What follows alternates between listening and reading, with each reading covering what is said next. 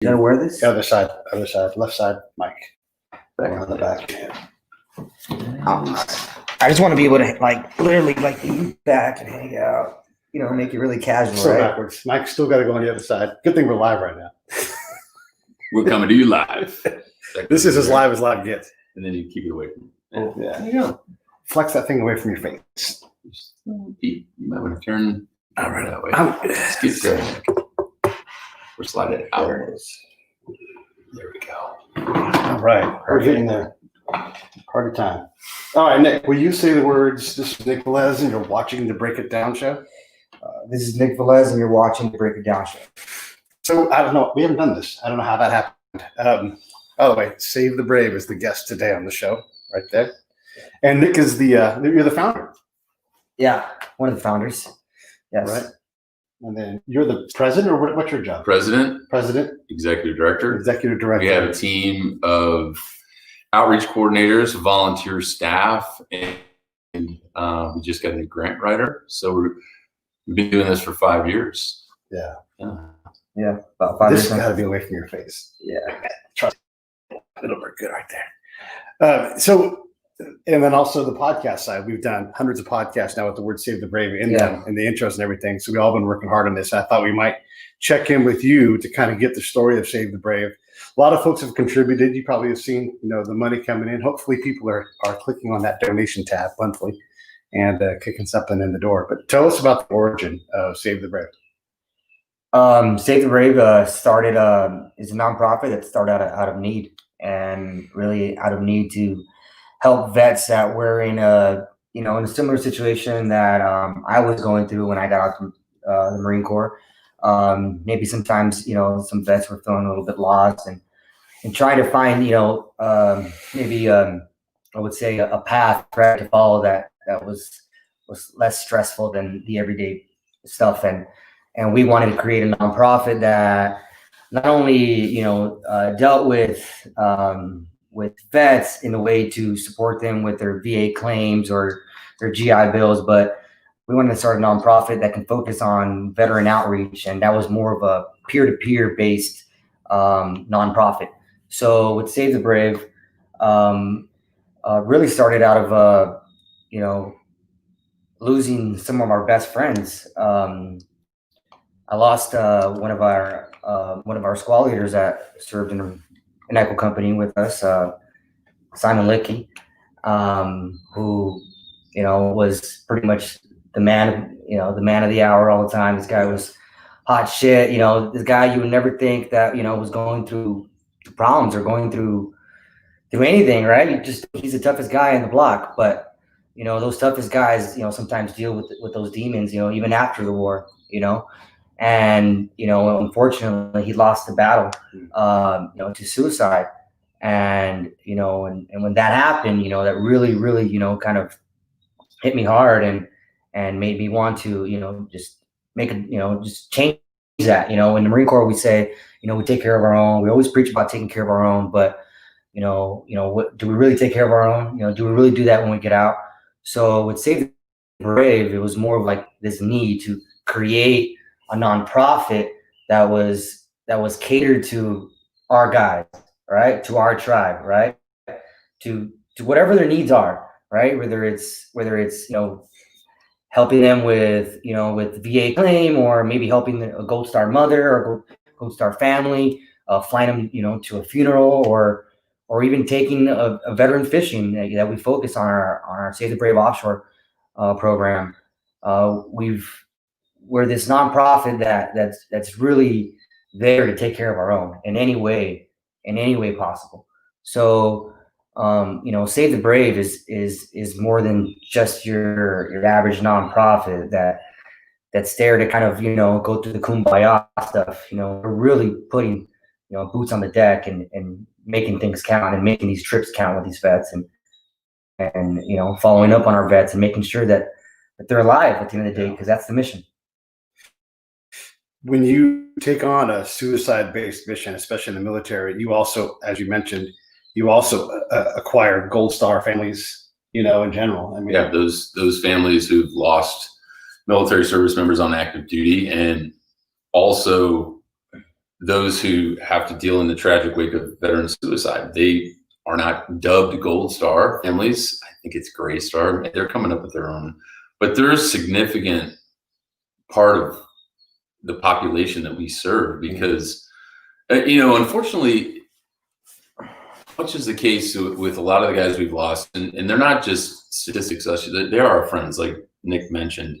These are people we know. These are the Marines that I wrote about in the book. Right. They're people that we're still very connected to this day. And when we find out that one of our friends has killed themselves, and the family wasn't letting us know what they were struggling with, or they were drinking too much, or they were having suicidal thoughts, it's always too late. That's the problem we have. So what we've really been focusing on as we've grown this nonprofit the last 5 years is not awareness, but prevention. There's a differentiation in terms. Is we have to be focused on prevention, and that's what we've been doing through these outreach programs. And the fishing just kind of took off, where we were tied in with Andrew Pereira and Stoked on Fishing and Dr. Dan, who's a neurologist, and Shay McAtee and Fox Westport. So they rallied around this. They're like, man, these are great guys to help. We fish. They like to fish. And so we've been jamming out. What we did 12 trips this year alone. Stoked on Fishing. With Stoked on Fishing. Wow. And we've helped hundreds of veterans. So, and for me, it didn't really resonate from the first fishing trip when Nick says, hey, sir, the trip launches out of Huntington Beach, be on deck at 04. And I'm thinking, oh, fuck, man. Like 24 years in the Marine Corps, like I never cracked the code on that whole getting up early thing. And I was kind of anxious. Like I wasn't going to go. And taking us back to 2015. Yeah. Yeah. And then it was like, I got to kick. Like, no, you need to go. The boys want to go out fishing with you. And I went to programs and all kinds of stuff, not just deep sea fishing, but I didn't realize what a once in a lifetime experience that is, because it's really expensive. And we're fortunate to have a lot of donors and sponsors that allow us to have the resources, not only to take guys fishing on the water. And it's normally about $1,500 per vet for a 1-day fishing trip. That's like leaving at 5 a.m, getting back at 5 on the pier, and they get the fish, it's filleted, and the guys all cut it up for them. So it's really kind of plug and play. But I really hadn't realized how impactful that is. And there's a lot of veteran nonprofits, I think over 45,000 last count, that are registered with the IRS. So everybody's got their thing. And what we've realized is that SaveTheBrave.org is really bridging the gap between what the VA won't do and what other veteran nonprofits are kind of unresponsive to do. And we like to think that we're just doing our part. And that's important, because you have to be great at what you do. We know what we're great at. We know what we're not great at. We're not dogs for troops. We're not backpacks for troops. We're not this, that, or the other. We're great at what we do. We are connectors. I think we've talked about this on the shows, is like, hey, Scott, what is it that you do? Like, well, I'm a connector. I love sharing my network. I love bringing veterans in. But more importantly, as our company has grown, as this nonprofit has expanded, what it's allowed us to do is expand our vision and those who we want to help. That now includes the families of veterans, because we got to get them on the boat. We got to get them to the party. We got to get them tied into what the veterans are dealing with. And I think they love that when they can bring their son or daughter or their wife or girlfriend out on a trip.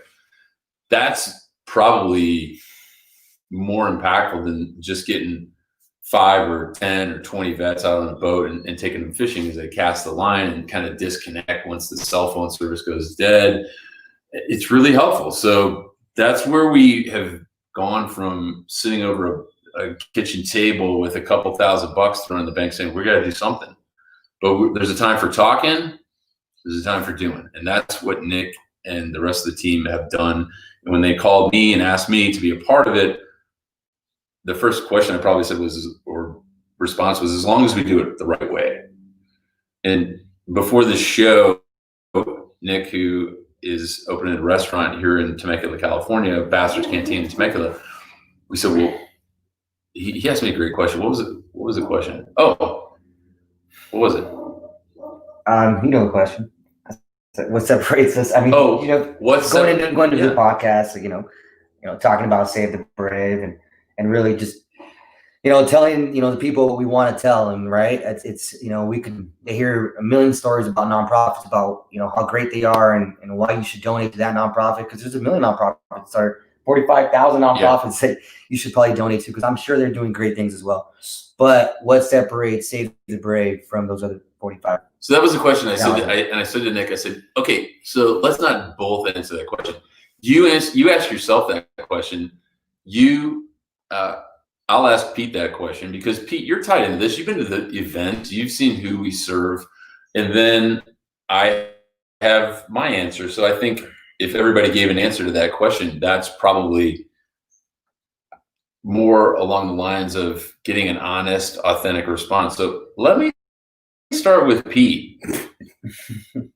I've been because you've worked with other veteran nonprofits. I would ask you the question, after all the events that you've been to and seen what we do, seen the veterans we help, what do you think it is about Save the Brave that makes us different from other nonprofits that are operating in the veteran space?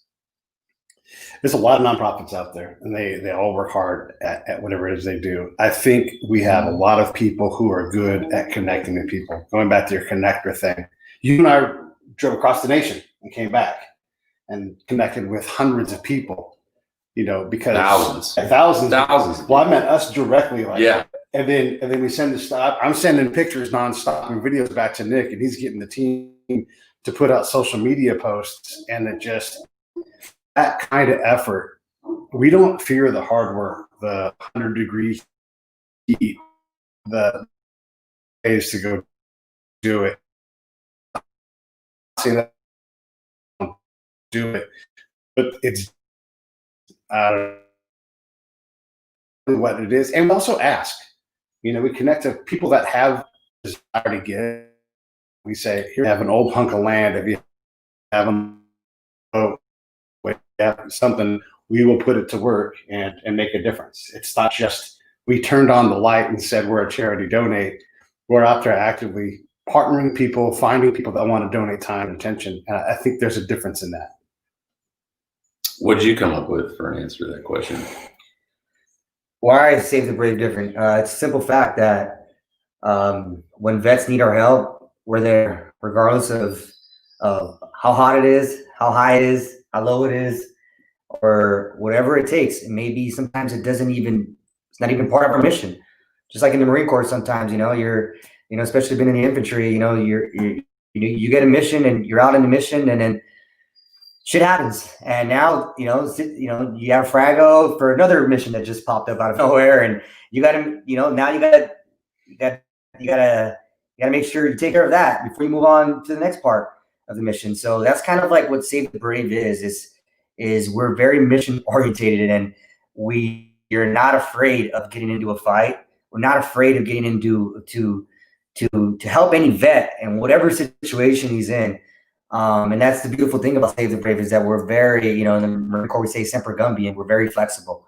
And I love that. Sometimes the bigger organizations can't do that. They have to, there's very strict bylaws that they have to abide by, which is fine and it's great. However, we're also people, and we're also understand that sometimes there's that gray area. There's no mission. There's no one out there to help you. So we have to bridge that gap, and I think we've done a pretty good job at that. I want to ask you the same question. Yeah. Well, in one word, I would say care. And I'm not saying that other veteran nonprofits don't care, but all of the people that are in this organization care. And people have heard me say it 1,000 times. I could teach people to do a lot of things. And this is not hyperbole. I believe this. I can teach Nick how to shoot faster or how to run faster, but I can never teach people how to care. And everyone that we're surrounded with in this organization cares, because our goal at the end of the day is, much like everything we do, is to really help people that can't help themselves, or people that are struggling with the battles of post-traumatic stress. That makes us absolutely different than a lot of people that just singularly focus on one thing or or material items. We focus on the people and really trying to find those people. And we get hundreds of emails from veterans. They blindly send us a copy of their DD-214, which is your discharge certificate in the military, saying like, look, I served, I was in combat, or even if I wasn't in combat, you don't have to be in combat to be dealing with some of these things. You can have trauma in other areas of your life. And that's what we do. That's what makes us different, is we truly care. We always want to stay connected to the individual that is dealing with these issues and really make a difference in their life. And there's plenty of nonprofits that measure success through metrics, either medically or administratively, or the number of people they serve. Our greatest testimonials come from those we serve. And that's really our metric of success, I think, is when we get an email or a text message or something from a guy that we took out on a boat or we're at an event and say, oh man, I got my job back. Or, that was really, in a word, transformational, that we pulled them out of that place they were in and just plugged them back into this network of people who care.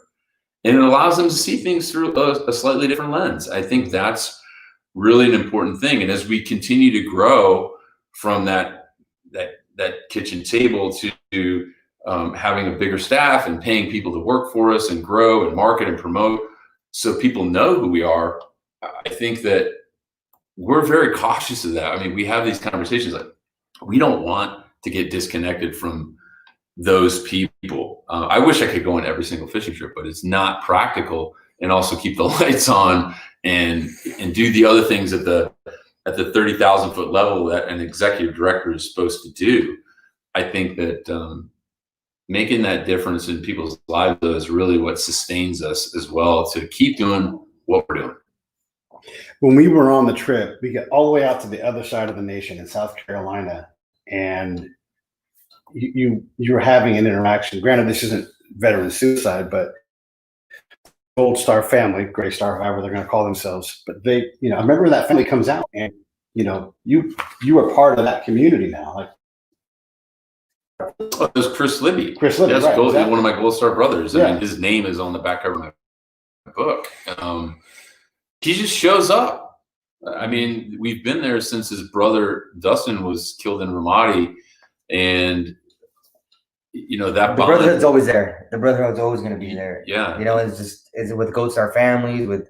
It's always there, and again, going back to like what separates Save the Brave from other nonprofit organizations is that if any vets are out there watching this and want to go on a fishing trip, or maybe you say, hey, I don't want to go on a fishing trip, but I want to go on a hunting trip, or I want to just get away and this is what I want to do, DM us at savethebrave.org.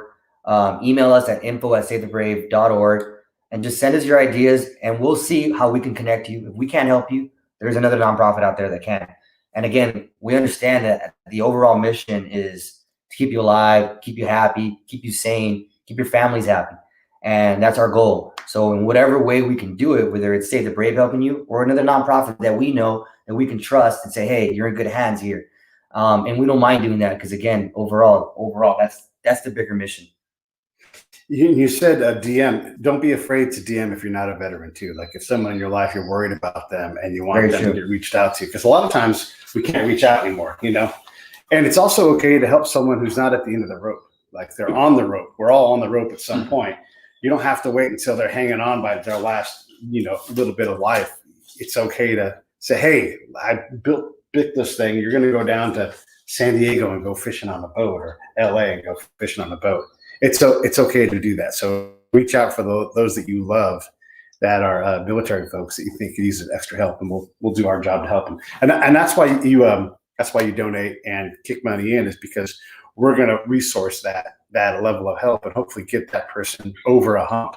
Because a lot of times these problems that we have are small problems, whether it's a tiny financial problem, it's just you need to reset. You need to be of service to someone, right? Like we all want to be of service to somebody. And again, we can't do this without the help of our sponsors, our donors. We are 100% volunteer, 100% donation-based nonprofit organization. So what does that mean? It means that we solely rely on you guys. We rely on you guys to be able to raise funds or donations, and then help our vets, help other vets that are really, you know, struggling and going through what they're going through.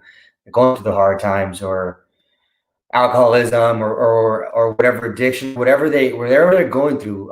You know, we can't do it without your help. So we need you to get online, go on www.savethebrave.org, hit the donate button on the first page, and donate, whether it's that's $5, whether that's $20 a month. Anything helps. So the recurring monthly donations are really one of the best things, because if there's 1,000 people that watch this show and everybody donates $5 a month, so if we're talking to 1,000 people, $5 a month is $60. I mean, I don't like to, you know, I don't like to do math in public. It's a lot of money. It's a lot of money, man. So share that, please. So your $5 a month that you probably won't even remember donating, it's a $60 a year, a tank of gas. Mm-hmm. You're really part of the solution to help really change lives. I mean, that is life-changing when you talk about, you know, having 1,000 people donate $60 a year. Monetarily, that's one thing. But we also, here's the thing too, man. We talk a lot about, you know, suicide, and we have to talk about it. We can't, you know, people kill themselves. There's no sugarcoating it. We never dance around that. Or drugs or alcohol abuse or depression. Those are all factors that lead people to those points in their life of, you know, hopelessness and isolation, and, you know, where they want to jump off and make that life-changing decision to kill themselves. We want to prevent that. And those things are all kind of morose or sad to talk about. But when the guys are connected with us and we're out on these fishing trips, we're not a bunch of boozy vets drinking on the boat, telling war stories about, man, I got it so sad. We don't ever dwell on the sadness. And you know that too, Pete. You know, we focus on the positive stuff. We give guys tough love if they need it too.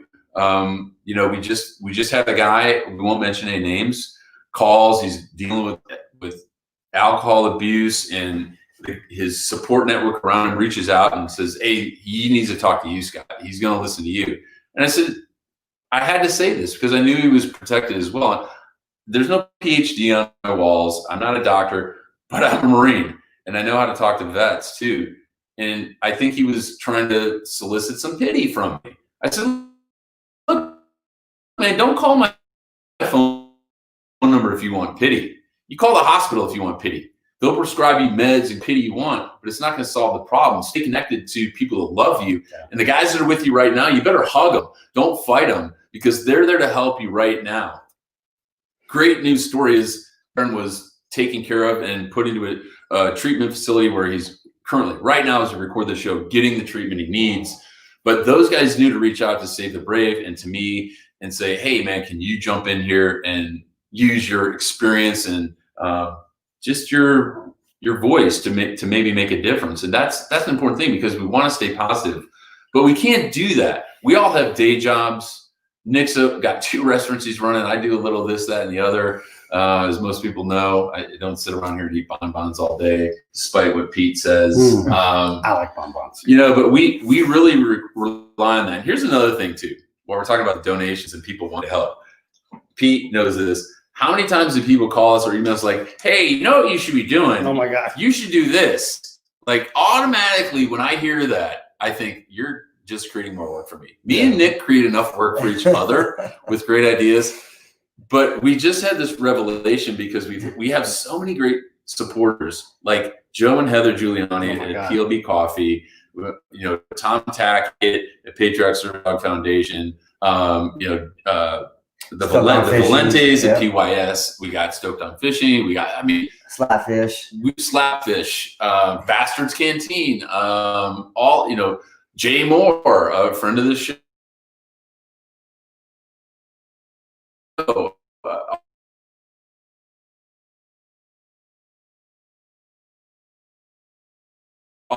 All these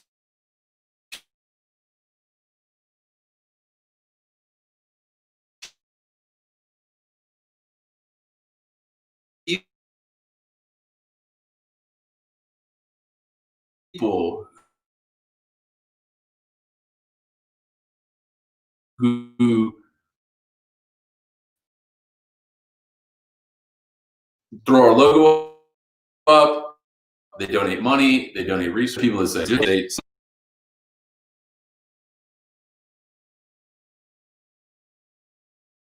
$100,000, man. That's life changing. You can literally change someone's life. And that's how you can help if you're listening. Exactly. So if you want to be a volunteer, like, oh, you know what? I do a bake sale at my church every year. We raise a couple $1,000 bucks. I would love it if Save the Brave was the benefit of our chili cook-off, or our 1,000 people who are in our volunteer network who raise $1,000 each. I mean, think about that. Yeah. Or if we had 100, maybe I did the math wrong. 100 volunteers, $1,000 is $100,000. And if you don't have a chili cook-off, just go to your favorite restaurant in town and say, hey, I want to do a charitable event with you. Can we pick a night and have Save the Brave be the beneficiary of? Local breweries are great. Yeah. Hey, $1 of every pint of this ale goes to, right. And you reach out to us at Info Save the Brave. We send you the logo. We promote it. We've got a marketing team. We help you guys do that. I mean, that's really the way forward, so we can continue to grow and not only help veterans and their families on these trips, but provide scholarships to the kids of veterans who've taken their own lives. Yeah. Those family members who are still dealing with this. It's a lifetime, man. They got to deal with this for the rest of their life. It's not just one event. It's something that they have to deal with. And then they have to struggle with the trauma of their loved one killing themselves. Yeah. I mean, that's a very real fact too. So that's how you can help. I mean, I think those are important things. And if you're a veteran and you want to sign up for one of our fishing trips, go online, bachelorcanteen.com. So use that, right? SaveTheBrave.org. Scroll down, all the way down. You can see sign up. Just sign up. If you're not a vet and you want to volunteer, you can scroll down as well there where it says DD214. Just skip that part and sign up. Sign in your information. Just hit volunteer in there, and we'll contact you, and we'll let you know how you can help or any upcoming events coming up. We actually have a Marine Corps Birthday Veterans Day event coming up here in the beautiful city of Temecula. November 10th. It'll be at, Akash Winery. Yeah, is where we're planning on hosting. It'll be the 245th Marine Corps Birthday Ball and Veterans Day celebration at Akash Winery, hosted by Bastards Canteen, benefiting SaveTheBrave.org. And we're gonna have DJ. We're gonna have food. There's great Temecula Valley wine. Our friends at Akash Winery love the idea. They want to help veterans. There's just COVID friendly, absolutely. Social distancing will apply, but it's going to be a great event. The link to that we'll get in the show notes for this episode soon, once we get that event set up through Akash Winery. But just, again, they're, those guys just love it. I'm down. And if you're in Temecula, stop by Akash Winery. Temecula, Southern California, LA, Southern California. Come out, man. It's going to be a great all-day event. Yeah. From noon to 8 p.m. Noon to 8 p.m. on a Wednesday. Yeah. So you'll be on a Tuesday. You'll be able to find those tickets on our SaveTheBrave.org website. There'll be a link, but they'll also be on AkashWinery.com. And it's since we're doing an infomercial for Save the Brave today, it's also this time of year when people give the most money. The giving season has begun. So you can Save the Brave, great. And if we're not your cup of tea, go to Charity on Top and just give charity to somebody else. You can literally put $20 into the machine. You can pay for the transition fee. And so that charity, whoever you give that gift card to, they can give to any charity. So if we're not your flavor, definitely this year, Charity on Top, Save the Brave, and that will be, that's a huge thing right there to be able to give charity as a gift. Not everybody needs a toaster. Give them a hunk of charity. Here's $50 of charity to give to the charity of your choice. And then that charity just has a $50 check show up. And it's really, when those things show up, you're like, damn, I can put this money to work right now. Yeah. You said it best, and I've parroted this. Pete said, charity is not supposed to be easy. It's supposed to be hard. And I don't know if you quote, that's an original, but it's prophetic in the sense that it's something that I continue to share with the people, that it should be hard. Yeah. It should feel hard to reach in your pocket that money you were going to spend on whatever food or entertainment and to give it to an organization that you really know little about, but you know they care, that should be hard. It should be hard to get up at 4 o'clock in the morning and drive to Apple Valley and stand there for a day of your life because you know that in the end, it's going to help someone. I mean, that giving of your time and of yourself, those things should be hard. You should be conflicted. And that was really something important. You know, charity's not supposed to be easy. Yeah. If the problem you were trying to solve was easy to solve, it would be solved. You know, this requires lean and we need your help. And the resources piece too. This is kind of an infomercial. I mean, I want people that, I don't like to label as an infomercial, but it should be, again, this is right in front of our nose.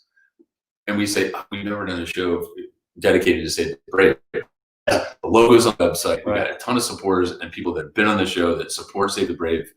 And we should be doing this. We owe it to ourselves. Like like Pete's driving around with Save the Brave logos plastered all over his truck from the drive. And I think that that's important. But how do you make an impact in someone's life? How do you give more of yourself to help others? And I think that the one thing that sustains me is and helps me through transition and doing what I do is if I'm not helping other people, I'm really not helping myself. I firmly believe in that. And I'm always reminded of how important that is in those days where I kind of want to hunker down and just kind of be isolated. I'm forced out of that comfort zone to stay connected to guys in my tribe, connect with you, connect with Nick and thousands of other people. And people sometimes just see what they want to see. You know, you go to your computer and they see me traveling all over, or they see something and like, oh, it's so exciting you're doing this. I'm like, man, but they don't see everything that goes behind that. They don't see the other hundreds and thousands of people that have really given of themselves to make a difference. And if I could go on and acknowledge every single one of those people on the show or on TV or on radio or on a podcast, man, that'd be a long show. Yeah. All right. Well, we appreciate you guys hanging out with us. It's actually kind of scrambled the show together at the last minute, but thank you all so much for listening. Check out savethebrave.org. Anything else in closing? I just want to say thanks for those that have supported. If you're not supporting, go to savethebrave.org online. Find out more about what we do. Save the Brave org on Instagram. Hit us up. Ask the right questions.